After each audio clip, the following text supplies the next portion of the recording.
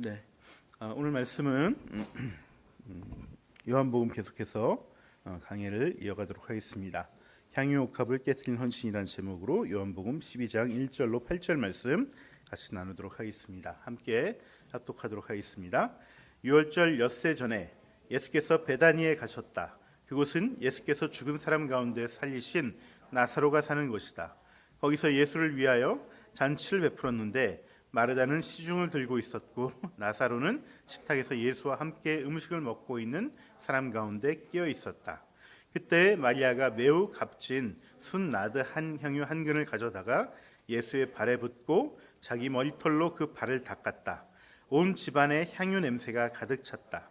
예수의 제자 가운데 하나이며 장차 예수를 넘겨줄 가룟 유다가 말하였다. 이 향유를 300데나리온에 팔아서 가난한 사람들에게 주지 않고 왜 이렇게 낭비하는가? 그가 이렇게 말하는 것은 가난한 사람을 생각해서가 아니다. 그는 도둑이어서 돈자루를 맡아 가지고 있으면서 거기에 든 것을 훔쳐내곤 하였기 때문이다. 예수께서 말씀하셨다. 그대로 두어라. 그는 나의 장사의 날에 쓰려고 간직한 것을 쓴 것이다. 가난한 사람들은 언제나 너희와 함께 있지만 나는 언제나 너희와 함께 있는 것이 아니다. 아멘. 네. 오늘 말씀은요, 헌신에 대한 말씀을 전하고자 합니다.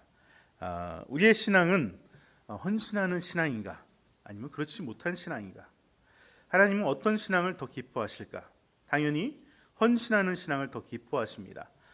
기독교 역사는요, 하나님의 은혜와 이에 따른 성도들의 헌신으로 세워져 왔던 역사입니다. 그렇지만 이렇게 다 하나님의 은혜를 받았지만 반드시 모든 사람이 다 헌신하진 않습니다.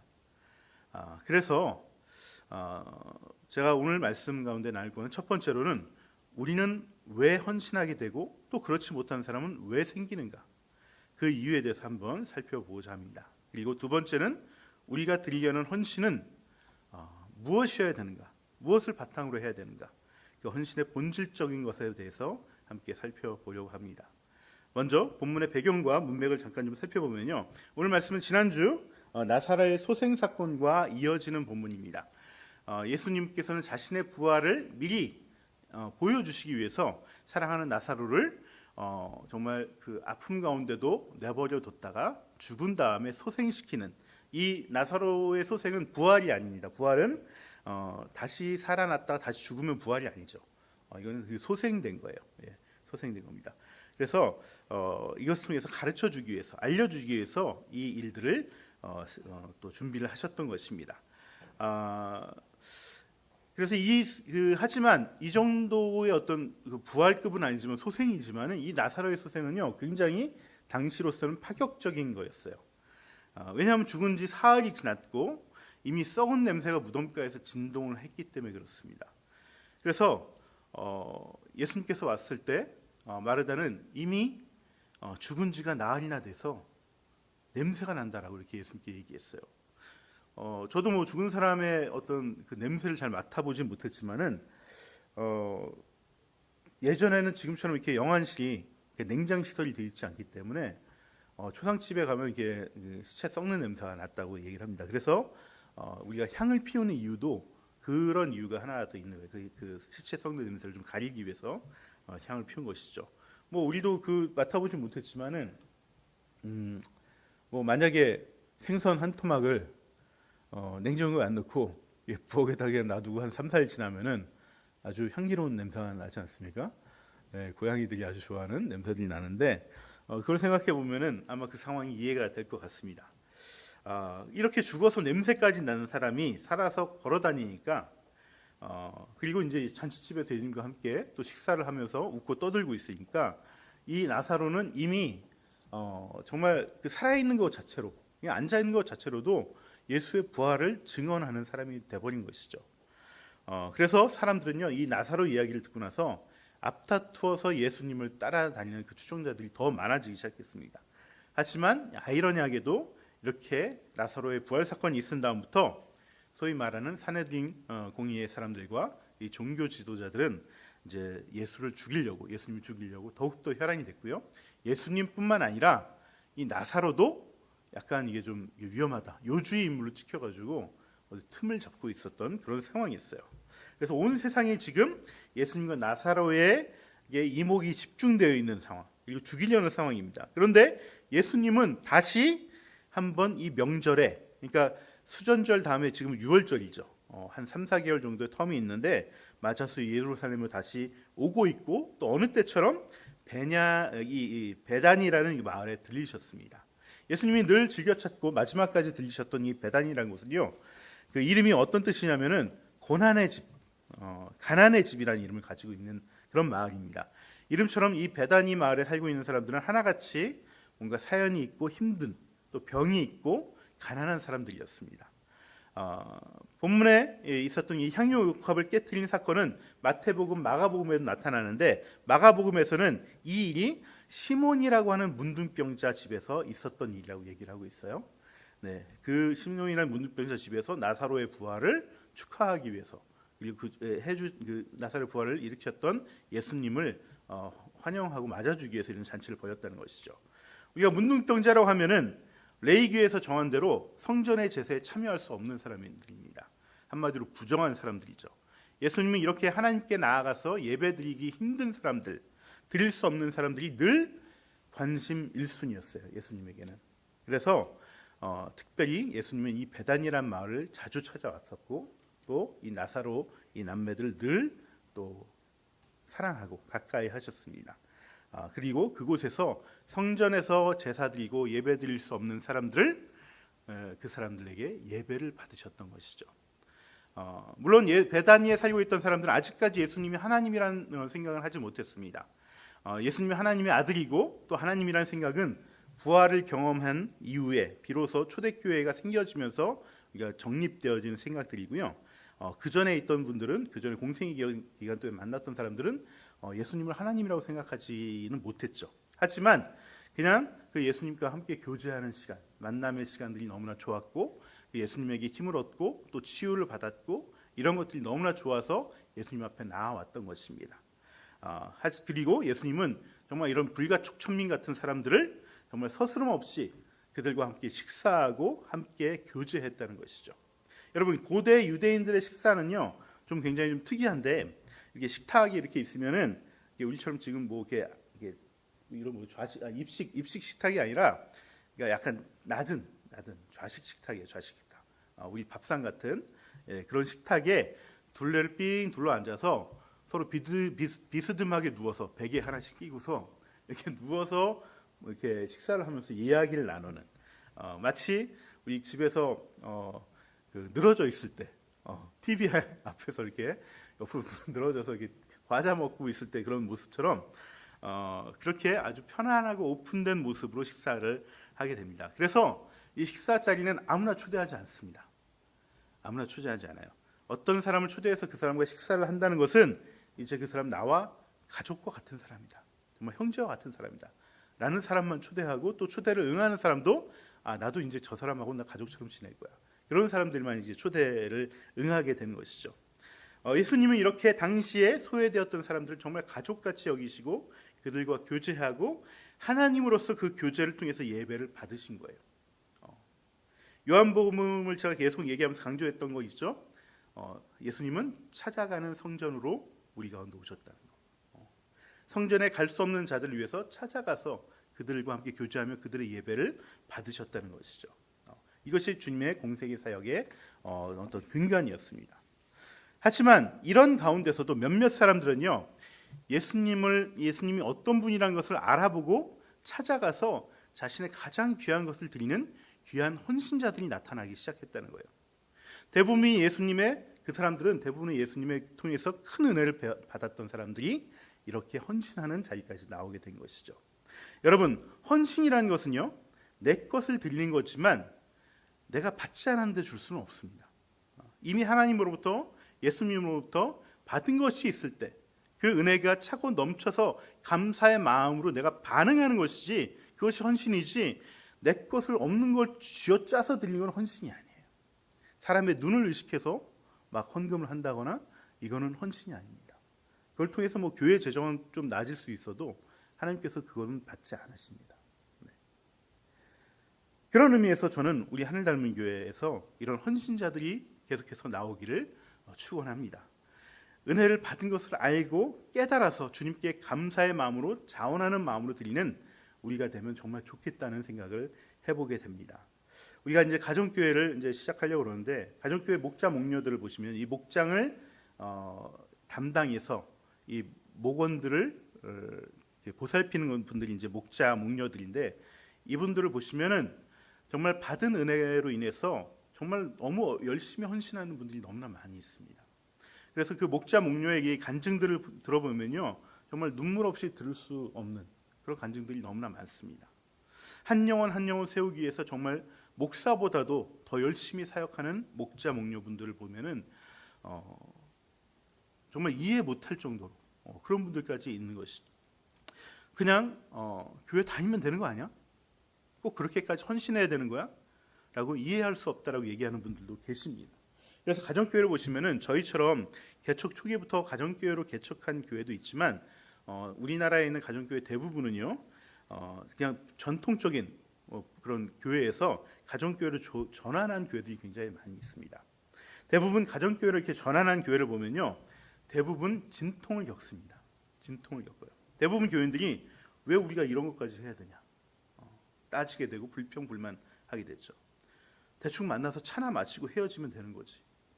굳이 밥까지 해먹으면서 이렇게 모여야 되냐. 또 바깥에서 모여도 되는 건데 꼭 집까지 오픈해서 모여야 되냐.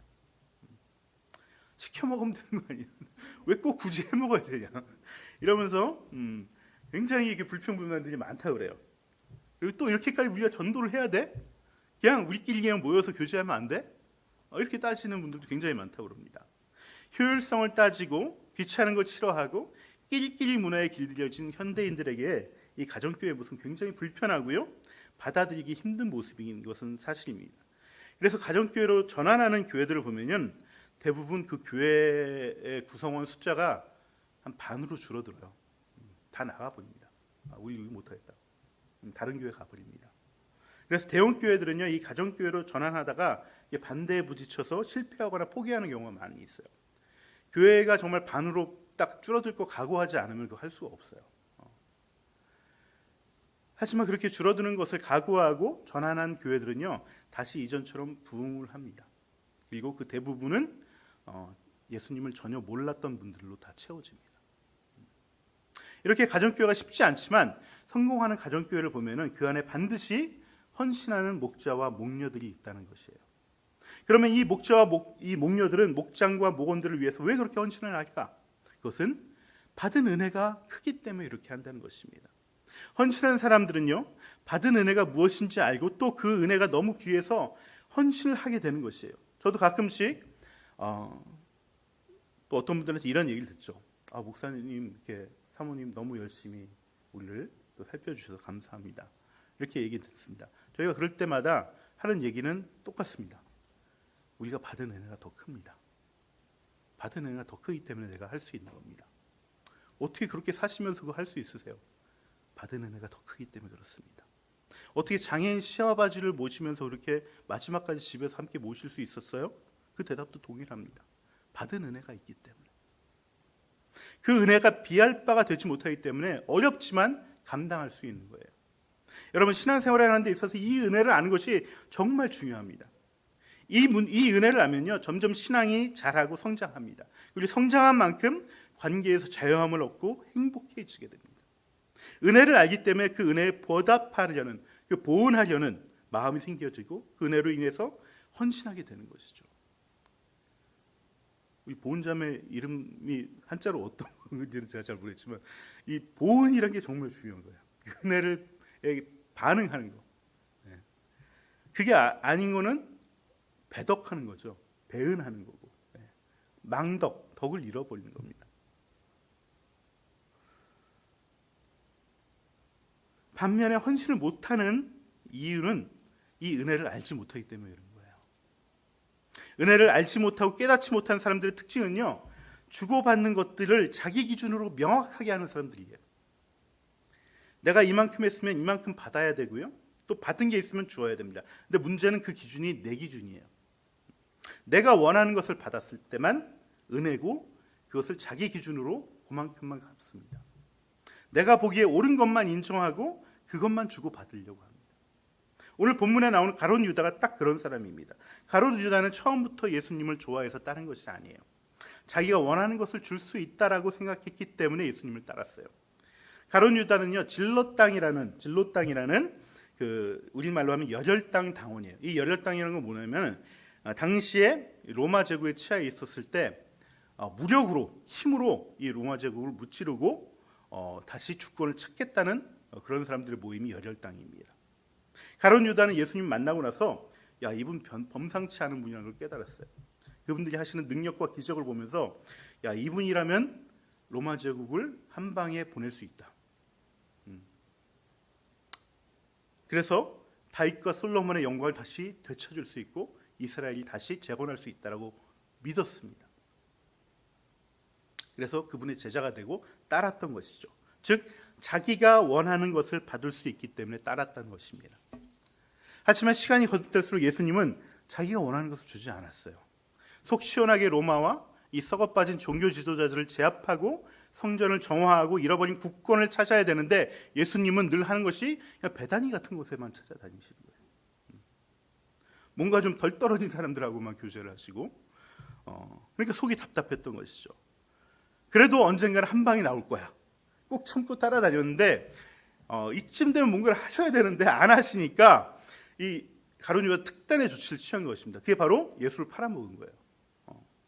가룟 유다 입장에서 예수님을 팔아먹은 것은요, 사실 돈도 돈이지만 돈은 두 번째고요. 무엇보다도 예수님이 로마에 붙잡혀 가게 되면 그때는 예수님이 이제 슈퍼맨이 돼서 한 방에 로마를 무너뜨릴 거라고 생각을 했어요. 그래서 로마에 넘긴 것입니다. 마치 헐크가 고통을 당하면 갑자기 변해서 싹 쓸어버린 것처럼 그렇게 할 거라고 믿어서 예수님을 팔아먹은 것입니다. 가룟 유다는 3년간 예수님의 제자가 돼서 따라다녔지만 은혜를 알지 못했습니다. 자기가 원하는 물질이나 가치만 이루기를 원했던 것이죠. 그래서 이 가룟 유다에게 마리아가 향유 옥합을 깬 일은 도저히 받아들일 수가 없고 이해가 불가한 겁니다. 정말 효용성이랑은 전혀 없고 자기 신념과도 전혀 맞지 않는 그 가치로 번복된, 그래서 마땅히 분노할 만한 일이었어요. 가룟 유다는 그 비싼 향유옥합을 한 방에 써버린, 그것도 가난한 사람들을 돕는 그런 가치 있는 일에 쓰인 것도 아니고 그냥 자고 나면 또 더러워지는 그 예수님의 발에다가 그 3천만 원에 되는 돈을, 그 향유를 쏟아부은 것이 도저히 받아들일 수 없고 분노할 만한 일이었다는 것입니다. 여기서 은혜를 아는 사람과 모르는 사람의 가치 기준이 달라집니다. 은혜를 아는 사람은요, 그 은혜의 가치가 이루 헤아릴 수 없는 것이라는 것을 압니다. 하늘보다 높고 바다보다 깊게 여겨지는 것이죠. 그래서 나드 한 견이 얼마이든 아무 문제가 되지 않습니다. 그저 그 귀한 은혜를 받았으니까 나도 내가 가진 것 중에 가장 귀한 것을 드리고 싶어 하는 것이죠. 하지만 은혜를 모르는 사람들은 그것을 돈으로 환산합니다. 내가 보기에 가치 있고 효율성 있는가를 먼저 따져봅니다. 내 기준과 계산에 맞지 않으면 그것은 은혜도 아니고 헌신도 아니라고 생각하는 것이죠. 여러분, 헌신할 수 있는 자, 그래서 하나님이 기뻐하는 자는 하나님이 주신 은혜가 헤아릴 수 없는 은혜라는 것을 깨닫는 것입니다. 제가 어제 에어컨 청소를 처음 나갔습니다. 아침 10시에 저희 공세동, 저 코스트코 옆에 있는데 그 10시에 현장에 도착해서 일을 시작했는데 에어컨 2대를 이제 청소하는 겁니다. 보통 빠른 분들은 2시간 정도 걸리고요. 좀 천천히 하면 3시간 걸리는 일인데 저는 6시간을 했습니다. 네, 쉬는 시간 없이 6시간을 청소했습니다. 이 연습하고 실전은 굉장히 다르더라고요. 청소하다가 제가 보양을 잘못해가지고 막 이제 물이 막 넘쳐 물바다가 된 거예요. 그거 다 닦아내고 또 조립을 다 했는데 에어컨에 전원이 안 들어. 이거 얼마나 사람이 완전히 미치겠는 거예요. 예. 뭐 내 거면 뭐 아무 상관이 없는데 남의 걸 고객 걸 한 건데 이런 일이 생기니까 다시 뜯어서 다시 또 조립을 했습니다. 그래서 이제 전원이 들어오고 작동을 하더라고요. 그리고 또 다른 것도 이렇게 하고 아마 컴플레인을 걸었으면 굉장히 큰 일이었을 것 같습니다. 제가 처음에 현장 가는 거기 때문에 제가 얼마나 기도를 많이 했겠습니까? 네, 또 하는 도중에 잘 안 됐을 때 주님을 얼마나 찾았겠습니까? 정말 애 같아하고 막 애가 닳고 막 그러더라고요. 하지만 기도 응답대로 되지 않았습니다. 그럼 내가 원하는 것을 얻지 못했으니까 원망하고 불평해야 될까요? 하지만 제 마음은 그렇지 않았습니다. 이렇게 많은 실수를 했는데도 정말 좋은 분을 만나서 안주인은 토요일 일찍 나가셔서 저는 보지 못했고요. 바깥 주인은 아마 유린이랑 동갑인 것 같아요. 딸 하나가 있는데 그 딸 하나하고 방에 들어와서 텔레비전 보면서 주무시고 계시더라고요. 그래서 열심히 이제 다 뒷처리를 하고서 또 막 재촉도 안 하시고 6시간이 걸렸는데 언제 끝나냐 그랬더니 천천히 잘 하시라고 계속 이제 말씀하시더라고요. 중간중간에. 정말 주님의 은혜였던 것이죠. 끝나고 돌아오는데 너무 막 용을 써서 그런지 완전히 탈진 상태였어요. 뭐 아침 점심도 못 먹고 왔으니까. 돌아오는 차에서 라디오를 틀었는데 노래가 나왔는데 어떤 노래가 나왔냐면 이적의 다행이다 나왔습니다. 이 음악을 듣는데 정말 제 마음이었습니다. 그 음악을 듣는데 너무 막 눈물이 나더라고요. 정말 이렇게 된 것도 너무나 이것만 해도 감사한 거예요. 내가 뭐 물어주거나 뭐 큰일 나지 않는 게 너무나 감사한 거죠.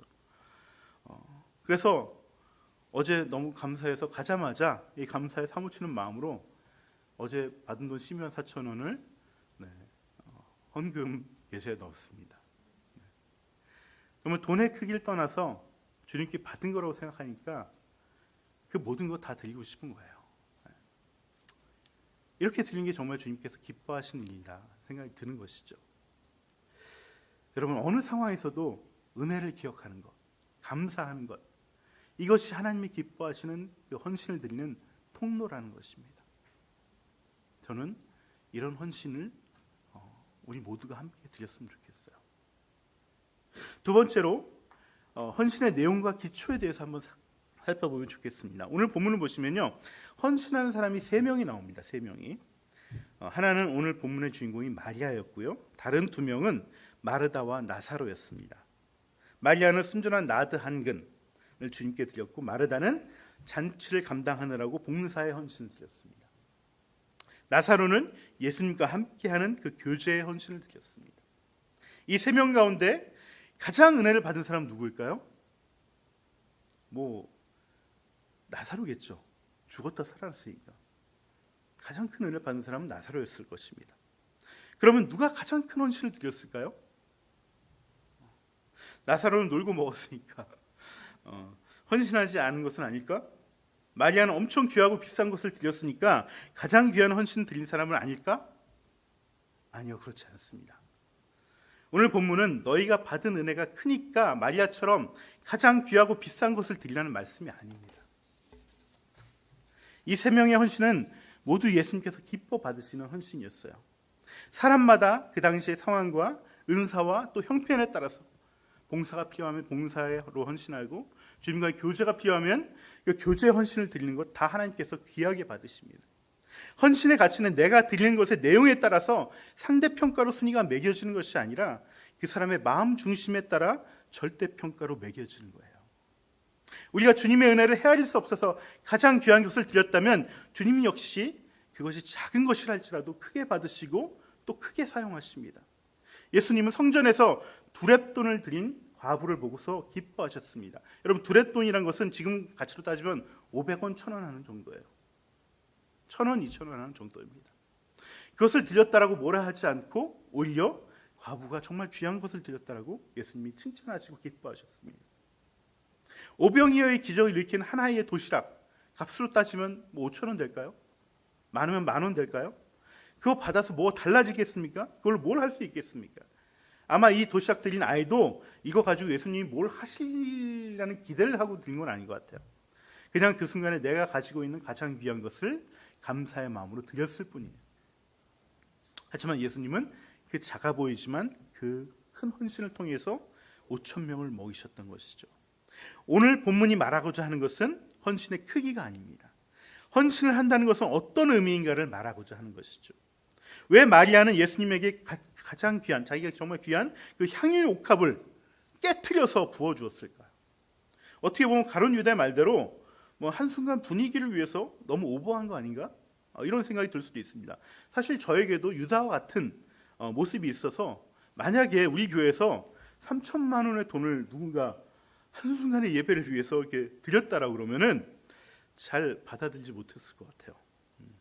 어떤 분이 목사님, 제가 성찬의 은혜가 너무나 커서 이 와인 3천만 원짜리를 하나 준비했습니다. 이걸로 드리면 정말 하나님께 기뻐하시고 우리가 정말 은혜로울 것 같습니다. 그러면서 그걸 내가 보는 앞에서 따가지고 막 여기다 저거에 따랐다. 그러면 아마 뜯어 말리고 싶을 겁니다. 예. 야, 그 돈이면 우리 1년치 월세와 관리비와 운영비인데 그걸 그 한순간에 보낸다니 그런 마음이 들 것 같습니다. 그럼 왜 마리아는 이토록 이해하기 힘든 엄청난 일을 해버렸을까? 여러분, 이 마리아의 헌신은요, 이 좋은 향주를 드린다는 그런 헌신이기에 앞서서 자기 자신을 드리는 헌신이기 때문에 그렇습니다. 무슨 말이냐면은 자기 자신을 드렸기 때문에 또한 예수님께서는 이것을 굉장히 귀하다고 얘기하신 거예요. 고대 이스라엘에서는요, 이 나드와 같은 값비싼 향수는요, 일종의 혼수품이었어요. 혼수품. 그런데 이 혼수품은 그저 그냥 생활의 필요를 위해서 지금 결혼할 때 뭐 냉장고를 사고 준비하고 뭐 이런 침대포 이런 거를 하는 혼수품이 아니라 또 급할 때 막 이렇게 살다 보면 급할 때가 있잖아요. 근데 팔아서 돈으로 쓰려고 이렇게 비상금처럼 하는 혼수가 아니라 반지 같은 혼수가 아니라 정말 결혼할 신랑에 대한 사랑과 존경과 헌신과 순종과 순결을 담은 혼수품이라는 거예요. 이스라엘 처녀들은요 틈틈이 돈을 모아서 앞으로 맞이할 신랑을 위해서 이 순도 높은 귀한 향유를 모읍니다. 어렵게 이 향유를 모아서 나중에 급할 때 팔아 쓰려는 것이 아니라 첫날 밤 신랑의 머리야 몸에 한두 방울씩 떨어뜨려 주기 위해서 이 향유를 모아요. 이 향유를 떨어뜨린다는 의미는 뭐냐면은 지금까지 나에게는 아무런 남자도 없었고 또 앞으로도 당신만이 나의 신랑이고 당신만이 나의 남자입니다. 그리고 당신을 평생 아내로서 당신을 따르고 순종합니다라는 의미로 이 첫날 밤에 사용하기 위해서 준비를 하는 겁니다. 그리고 살면서 또 귀한 손님이 오거나 또 시댁 부모님이나 처가 부모님이 왔을 때, 친정 부모님이 왔을 때, 또한 신랑과 관련된 귀한 손님들이 왔을 때 그 향유를 뿌려줌으로 인해서 신랑을 돋보이게 하기 위해서 이 향유를 준비합니다. 여러분 한 근이면은 약 350ml 정도 되거든요. 우리 좀 큰 콜라캔 정도 하나 정도. 그런데 그걸 이제 한두 방울씩 쓰면은 사실 특별한 날에만 쓰는 거기 때문에 다 쓰지는 못하겠죠. 그러면 마지막 이게 남아 있는 향유는 어디 쓰느냐? 신랑이 죽었을 때, 그 사람을 장사 지낼 때 그것을 다 쏟아붓습니다. 이제 나에게 더 이상 향유를 쓸 사람이 없다. 남자가 없다는 의미에서 그것을 뿌리는 것이죠. 이날 마리아는 향유의 뚜껑을 따서 이게 따랐나요? 아니면 이 향유의 옥합을 깨서 따랐나요? 옥합을 깨서 따랐죠. 뚜껑을 따서 따랐다면은 그 의미는 향유를 이만큼 쓸 만큼 쓰고 남겨두겠다는 의미이고요. 이 옥합을 깬다는 것은 더 이상 이 향을 다른 어떤 사람에게 쓰지 않겠다는 것입니다. 즉 예수님을 나의 신랑으로 삼아서 평생 예수님과 동행하고 순종하고 섬기겠다는 결단의 헌신을 드린 것입니다. 즉 나 자신을 드리겠다는 결단의 헌신을 드린 것이에요.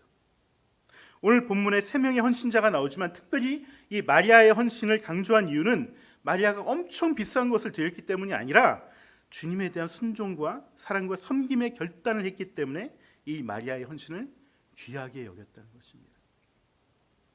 그래서 오늘 본문에는 안 나왔지만은 마태복음과 마가복음을 보시면은 똑같이 이 본문이 나옵니다. 그때 예수님께서 둘 다 똑같이 이런 말씀하십니다. 마가복음 14장 9절에 뭐라고 얘기하냐면 내가 진정으로 너희에게 말한다. 온 세상 어디든지 복음이 전파되는 곳마다 이 여자가 한 일도 전해져서 사람들이 이 여자를 기억하게 될 것이다.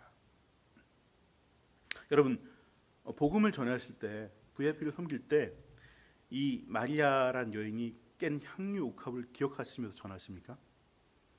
그렇진 않죠. 네. 이런 일이 있었을까를 오늘 그런 일이 있었구나를 처음 들을 수도 있는데 이걸 기억하면 들리진 않습니다. 그런데 예수님은 왜 이런 말씀하셨을까? 여러분 누구나 복음을 전하고 전도를 하고 불신자인 VIP를 섬기는 일은 마리아와 같은 헌신을 드리기로 결단한 사람들만이 할 수 있다는 거예요. 여러분, 복음을 왜 전합니까? 교회에서 하라고 하니까 합니까? 아니요. 받은 은혜 때문에 전한 것입니다. 그 은혜가 너무나 커서 그 넘치는 은혜를 다른 누군가에도 흘려보내기 위해서 복음을 전하는 것입니다. 이런 마음으로 은혜를 전하고 나누기 위해서는 복음을 전하는 사람들은 이미 그 안에 마리아와 같은 헌신을 주님께 드린 사람만이 가능하다는 거예요. 누구나 주님으로부터 구원의 은혜를 받고 죄사함의 용서를 경험한 사람들, 그래서 복음을 전하고자 하는 사람의 기억에는 마리아와 같이 신랑된 주님께 저를 드리겠습니다라고 헌신을 결단했던 시간들이 다 있다는 것입니다. 우리가 복음을 전하고 VIP를 섬기는 일은 그 자체로도 귀한 일이지만 우리 안에 있었던 신랑 되신 주님에 대한 사랑과 헌신을 다시 기억하는 일이기도 합니다. 주님께서는 아직도 여전히 우리의 섬김과 사랑의 고백을 기억하고 계십니다. 즉 예수 앞에 나가 구원의 은혜에 감격해서 향유 옥합을 깨뜨렸던 그 귀한 헌신과 결단의 고백을 여전히 기억하고 계십니다. 하지만 우리는 우리의 입술로 드린 고백마저도 잊어버릴 때가 많죠. 그럼에도 불구하고 주님은 우리로부터 받은 그 고백을 여전히 기억하시고 그 고백을 통해서 가서 제자 삼는 사역을 이어가기를 바라고 계신 것입니다. 말씀을 정리하겠습니다. 저는 어제 완전히 녹초가 돼가지고 5시쯤 집에 도착해서 뭐 밥도 먹기 싫고 지금 침대 눈 일어나니까 10시더라고요. 네, 그래서 또 설교 준비해야 되니까 그때부터 이제 설교 준비하고 그러면서 또 오늘 이제 1사분기 결산 보고서를 준비하면서 보고서 보니까 우리 교회가 아직 너무나 또 어리고 작지만 그래도 귀한 헌신을 하시는 분들이 많다는 것은 너무나 감사하더라고요. 제가 일하면서 늘 느끼는 것은 참 돈 버는 일 쉽지 않습니다. 그래도 우리 성도들이 그 어려운 일을 하면서 귀한 헌신으로 드려지는 이 헌금이 정말 귀하다는 생각을 많이 가졌습니다. 특별히 어려운 상황 속에서도 또 11조를 드리고 감사헌금 빼먹지 않는 그런 손길들 참으로 귀하고 또 상황상 또 드리지 못한 손길들도 그 마음 다 주님께서 이미 받으셨다라고 생각이 들었어요. 그러면서도 진짜 향유 옥합을 깨는 헌신의 마음, 주님을 신랑 삼아서 함께 동행하고 또 순종하겠다고 하는 그 헌신의 고백이 다시 한번 좀 기억되고 되살아났으면 좋겠다. 그런 소망이 생겼습니다. 목장 모임에서도 이런 감사들이 늘 고백되어 나와주면 좋겠다라는 마음이 듭니다. 지금도 계속해서 VIP에 대한 섬김과 헌신을 잘 하고 계신데 그때마다 우리가 드렸던 향유옥합의 헌신의 결단들을 또 기억하고 더욱 은혜의 복음으로 주님이 주신 제자 사는무라는 그 사명 감당하면 좋겠습니다.